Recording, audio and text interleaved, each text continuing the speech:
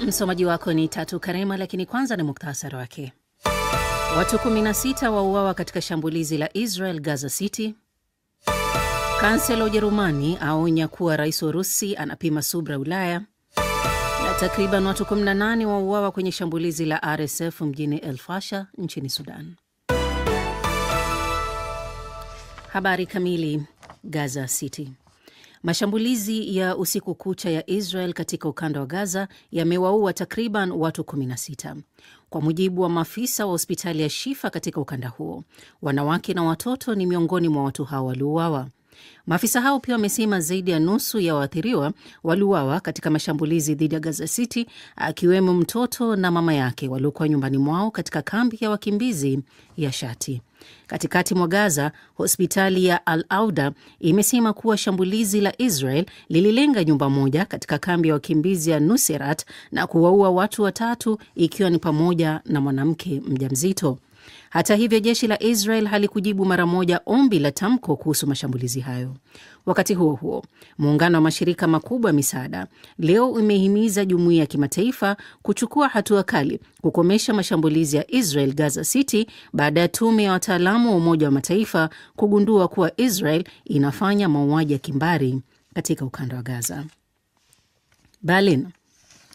Kansela wa Ujerumani Friedrich Merz amehimiza Ulaya kutoruhusu Urusi kuamua masharti ya makubaliano ya amani na Ukraine, akionya kwamba kufanya hivyo kutampa Rais Vladimir Putin motisha wa kutafuta shabaha mpya.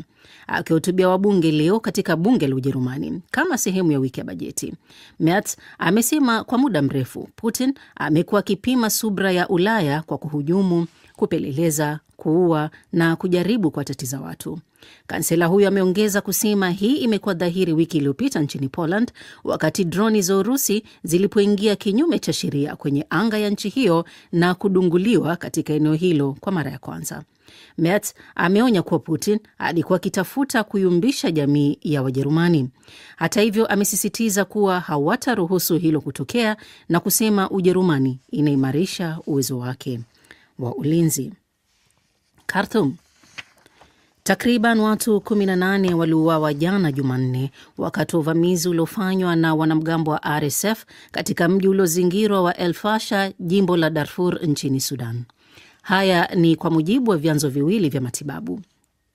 Idadi hiyo iliyotolewa na vyanzo hivyo iliyozungumza kwa sharti la kutotajwa majina vinahusisha tu waathiriwa waliopelekwa katika hospitali za Sud na El Fasher. Vyanzo hivyo pia vimesema idadi ya watu isiyojulikana wanaaminika kuzikwa hasa katika eneo la kusini la kambi ya wakimbizi ya Abu Shok viungani mwa mji huo. Kundi moja la wanaharakati, moja kati ya mamia ya makundi yanayoorodhesha maasi yanayofanyika katika vita hivyo, limesema wapiganaji wa RSF wamekuwa wakisonga mbele tangu Jumatatu kutoka kaskazini mwa mji huo ambapo mashambulizi yanaendelea. Kundi hilo limesema raia kadhaa waliuawa majumbani mwao na wengine kuwekwa kizuizini chini ya mazingira kutatanisha. Pia limeripoti kutokea kwa mapigano makali, mashambulizi na kuendelea kuwepo kwa droni katika anga ya El Fasher kwa siku ya pili mfululizo. Unaendelea kusikiliza taarifa hii ya habari za ulimwengu kutoka DW mjini Bonn. Berlin.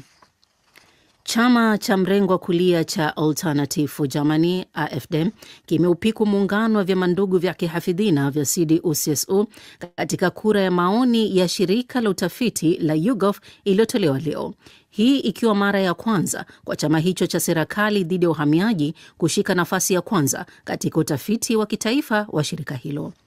AfD ilipata 2% zaidi ya pointi ikilinganishwa na utafiti wa mwezi Agosti na kuongeza umaarufu wake hadi 27%, huku muungano huu wa CDU-CSU ukishuka kwa pointi 1 hadi 26%. Kulingana na utafiti huo wa YouGov, ikiwa uchaguzi ungefanyika Jumapili hii, chama cha mrengo wa kushoto wa Social Democrats SPD, mshirika mdogo katika serikali, kingepata 15% ya kura, ambayo ni ongezeko la 1%, na kile cha kijani kusalia katika 11%. Katika tafiti za hivi majuzi za taasisi nyingine za upigaji kura, AfD ilikuwa kwenye kiwango sawa ama nyuma tu kidogo ya muungano huo wa kihafidhina. Hatimaye Johannesburg. Mahakama moja nchini Afrika Kusini imekataa ombi la kisheria la familia ya rais wa zamani wa Zambia Edgar Lungu kukata rufaa dhidi ya uamuzi kwamba lazima azikwe katika nchi yake. Jana Jumanne, mahakama hiyo ilithibitisha uamuzi wake na kuizuia familia hiyo kukata rufaa kwa misingi kwamba hakuna matarajio ya mahakama ya juu zaidi kubatilisha uamuzi wa mahakama ya chini. Katika uamuzi wake, mahakama hiyo imesema imeridhika kuwa hakuna sababu za msingi za kutoa ruhusa ya rufaa kwa sababu swala hilo lina maelezo mahususi na matarajio finyu ya kubatilishwa. Na huo ndo mwisho wa taarifa hii ya habari za ulimwengu kutoka DW mjini Bonn. DW Dunia Yetu Leo Mchana.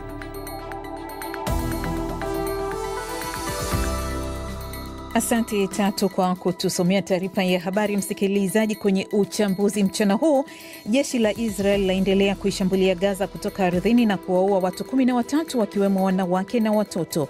Uingereza yampokea Rais Donald Trump wa Marekani aliyewasili usiku wa kuamkia leo kwa ziara rasmi ya pili nchini humo, na Malawi inaendelea na zoezi la kuhesabu kura baada ya uchaguzi uliofanyika jana Jumanne. Kanasi na tunaanza uchambuzi mchana huu kwa kuangazia mzozo unaoendelea huko Gaza. Jeshi la Israel limeendeleza mashambulizi kwenye eneo hilo kutoka ardhini kwa siku ya pili leo na kuwaua watu 13 wakiwemo wanawake na watoto, huku waziri mkuu Benjamin Netanyahu akitoa onyo kali dhidi ya Hamas kuwatumia mateka kama ngao ya vita. Haya yanajiri wakati makundi ya kutoa misaada ya kiutu yakiwataka viongozi wa dunia kuchukua hatua ya haraka kuzuia mateso na mauaji dhidi ya Wapalestina. Amina Abubakar ana taarifa zaidi. Licha ya mashambulizi ya ardhini yanayofanywa na Israel, maelfu ya Wapalestina bado wamebakia Gaza City, mji unaokumbwa na baa kubwa la njaa na ulioharibiwa vibaya kwa mashambulizi yaliyodumu takriban miaka miwili. Mashambulizi hayo yaliyoanza jana Jumanne yaliyowaua watu 13 wakiwemo mama na mwanae yanazidi kutanua mgogoro wa Mashariki ya Kati na kuweka hatarini juhudi zinazoendelezwa za kusitisha mapigano. Jeshi hilo la Israel limesema operesheni yake ardhini Gaza inalenga kulisambaratisha kabisa kundi la wanamgambo wa Hamas. Bado mataifa mbalimbali yanaendelea kukosoa operesheni hiyo. Qatar kupitia waziri wake wa mambo ya nchi za nje imesema mashambulizi yanayofanywa huko ni mwendelezo wa mauaji ya kimbari dhidi ya Palestina. China pia imeikosoa operesheni hiyo na kupinga vikali matendo yote yanayowadhuru raia na yanayokiuka sheria ya kimataifa. Kwingineko, waziri mkuu wa Israel Benjamin Netanyahu ametoa onyo kali kwa kundi la Palestina kutothubutu kuwadhuru mateka inaowashikilia baada ya kundi hilo kusema kuwa Netanyahu anabeba dhamana ya maisha ya mateka hao.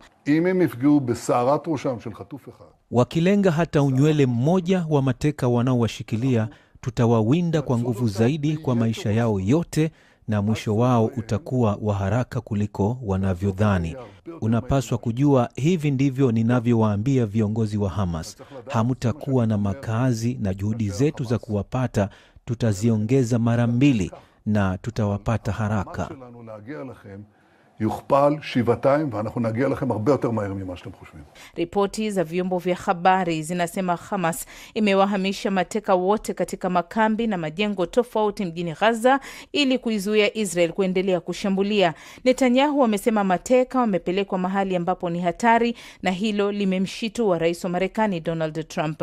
Huku hayo yakiarifiwa, muungano wa makundi ya kutoa misaada ya kiutu yametoa wito kwa jumuiya ya kimataifa kuchukua hatua kali zaidi kushinikiza Israel kuachana na operesheni yake katika mji wa Gaza City baada ya wachunguzi wa Umoja wa Mataifa kutoa ripoti inayoishutumu Israel kufanya mauaji ya kimbari mjini humo, shutuma ambazo Israel imezikanusha vikali. Wakati huo halmashauri kuu ya Umoja wa Ulaya hii leo inatarajiwa kupendekeza vikwazo zaidi dhidi ya Israel kufuatia matendo yake katika ukanda wa Gaza.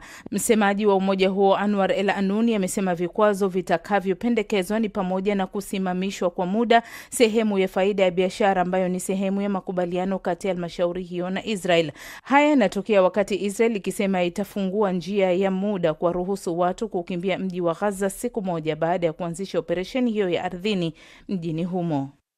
Alikuwa ni Amina Abubakar. Uingereza imeandaa sherehe kubwa ya aina yake kumpokea Rais Donald Trump wa Marekani aliyewasili usiku wa kuamkia leo kwa ziara yake rasmi ya pili akiwa kiongozi wa taifa hilo kubwa duniani kwa mwaliko wa Mfalme Charles wa tatu, huku wanaharakati wakipachika mabango ya kumkosoa Trump kwa uhusiano wake na mtuhumiwa wa mashambulizi ya kingono aliyefia gerezani Jeffrey Epstein. Mohamed Helef na mengi zaidi. Usiku wa kuamkia leo ndipo Donald Trump na mkewe Melania waliposhuka ngazi za ndege yao wakiwa wameshikana mikono na kulakiwa moja kwa moja na mkuu wa itifaki wa Uingereza Monica Carley, akiwa na waziri wa mambo ya kigeni Yvette Cooper na Henry Hood ambaye ni mwakilishi maalum wa Mfalme Charles wa tatu, sambamba na maafisa wengine wa usalama na wa serikali waliokuwa wamejipanga mstari katika uwanja wa ndege wa Stansted. Baada ya mapokezi hayo mafupi, Trump na Melania walipanda helikopta maalumu ya jeshi la anga la Marekani ambayo iliwapeleka moja kwa moja kwenye nyumba ya Winfield, makazi rasmi ya balozi wa Marekani nchini Uingereza Warren Stephens. Akiwa kwa makazi hayo, Trump alizungumza kwa kifupi na vyombo vya habari akielezea safari matarajio yake makubwa kwa ziara hii ambayo amefika kwa mwaliko rasmi wa Mfalme Charles aliyemuita mtu anayempenda na kupendwa na kila mtu. Safari ilikuwa salama usalmini. Tunamshukuru balozi kwa kazi kubwa anayoifanya. Mahusiano baina ya nchi zetu ni mazuri sana. Namshukuru kwa kutukaribisha. Tulikuwa na safari nzuri na tumekuja na watu wengi. Kesho itakuwa siku kuu kwetu. Nitakutana na Mfalme Charles. Amekuwa rafiki yangu mkubwa kwa muda mrefu na kila mtu anampenda na kumheshimu.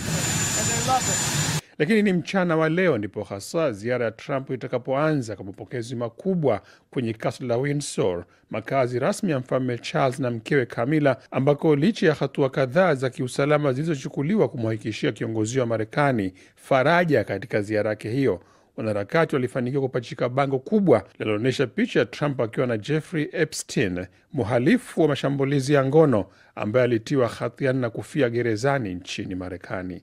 Mkuu wa polisi wa Thames Valley, Felicity Parker, alisema watu 4 wamekamatwa kwa tuhuma za kufanya kile alichokiita mawasiliano yasiyo mwafaka kutokana na ubadilikaji wa bango hilo.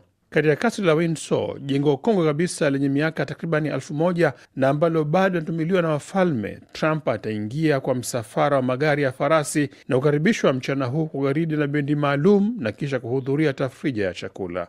Uingereza imeahidi kuwa hii itakuwa sherehe kubwa kabisa kuwahi kufanyika kumpokea kiongozi wa kigeni katika historia yake ya hivi karibuni. Trump, mpenzi mkubwa wa ufalme, hajaweka siri hamu yake ya kuwa sio tu rais wa kwanza wa Marekani bali pia mwanasiasa wa kuchaguliwa kualikwa mara 2 na mfalme wa Uingereza kwa ziara rasmi. DW tunavuma kwa kishindo. Na kama ndio wajiunga nasi, ni matangazo ya mchana na tunapatikana moja kwa moja kwenye ukurasa wetu wa YouTube. Fungua DW Kiswahili.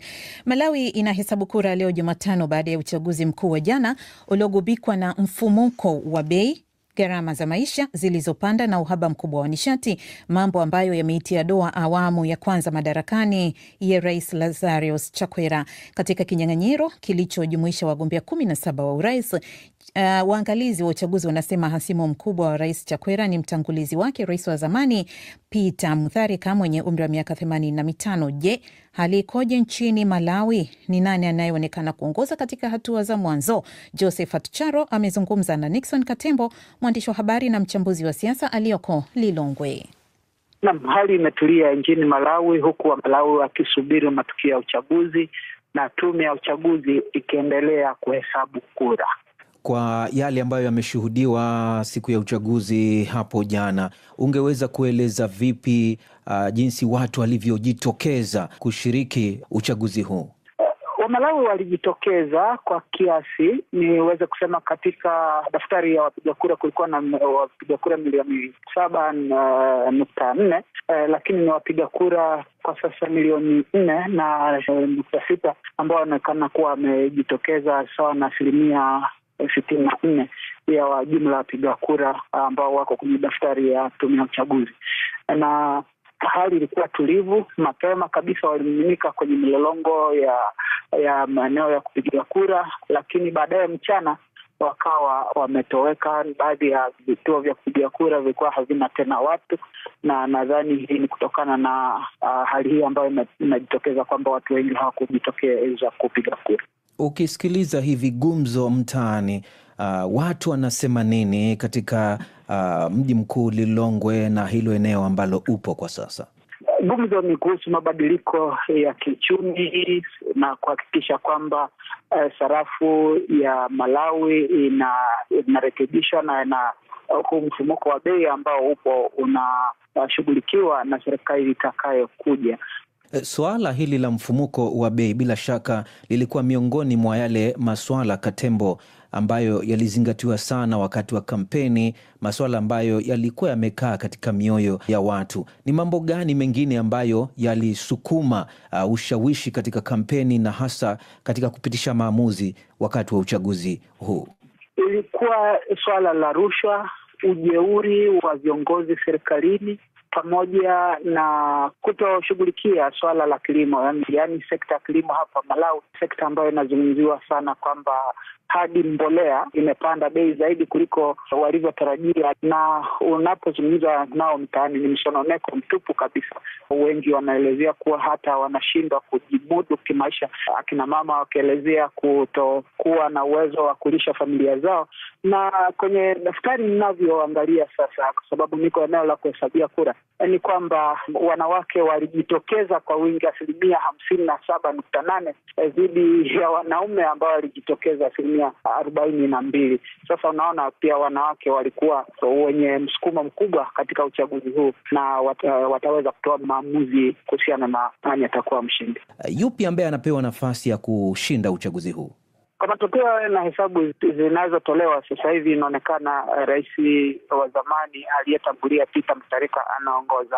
Iwapo kutakuwa na mabadiliko yote, basi tutajua baadaye, baada ya kura zote kuweza kujumlishwa na matangazo rasmi kuweza kutolewa na tume ya uchaguzi. Ni Nixon Katembo, huyo mwandishi wa habari na mchambuzi wa siasa aliyoko huko Lilongwe, alipozungumza na Josephat Charo kuhusiana na uchaguzi huko nchini Malawi.